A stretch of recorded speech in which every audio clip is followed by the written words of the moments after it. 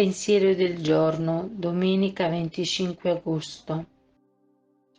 Lasciare che la luce invada la giornata.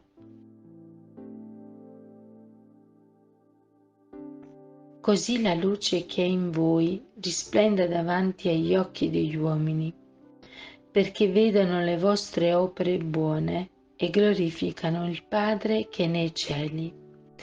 Vangelo di San Matteo, capitolo 5, versetto 16. La luce si manifesta nelle opere buone. Essa risplende attraverso le buone opere che i cristiani compiono.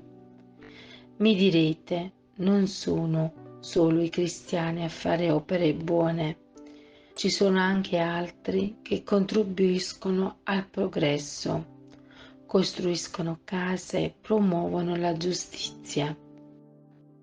Avete ragione, certamente il cristiano fa e deve fare anche tutto questo, ma non è solo questa la sua funzione specifica.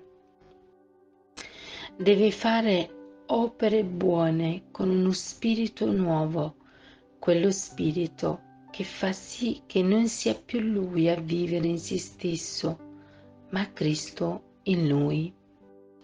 L'Evangelista, infatti, non pensa solo ad atti isolati di carità, come visitare i carcerati, vestire gli nudi o tutte quelle opere di misericordia aggiornate ai bisogni di oggi, ma pensa alla totale adesione della vita del cristiano alla volontà di Dio, fino a fare di tutta la sua vita un'opera buona.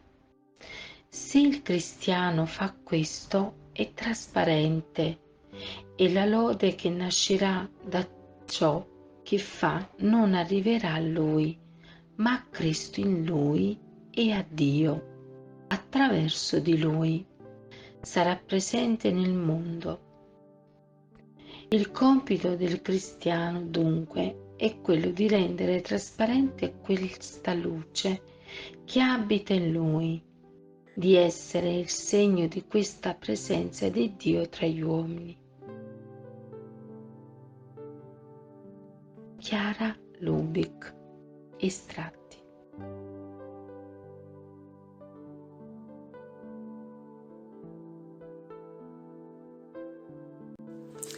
Parola di vita, agosto 2024. Signore, è bello per noi stare qui. Siamo membri del movimento dei focolari da vari paesi dell'America Latina e dall'Italia. Ti è piaciuto il video? Metti mi piace. Abbonati al canale. Suona la campana.